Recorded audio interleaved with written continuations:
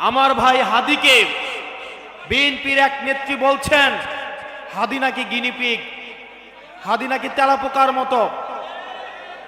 2024 সালের জুলাই মাসে আমরা দেখেছি যখন আমার ভাই আবু সাইদকে রংপুর বিশ্ববিদ্যালয়ের সামনে গুলি করে হত্যা করা হয়, তখন আওয়ামী লীগের অনেক বড় বড় নেতা মন্ত্রীরা বলেছিলেন আবু সাইদ নাকি ড্রাঙ্ক ছিলেন, মাদকাসক্ত ছিলেন।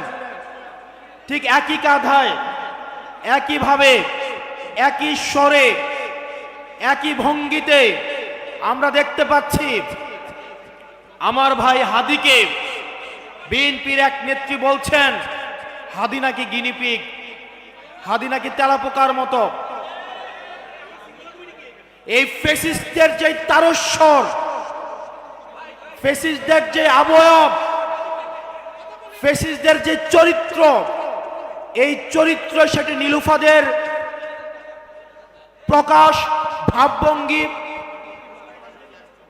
বিএনপির এই নেত্রীদের ভাবভঙ্গিতে এখন ফুটে উঠছে।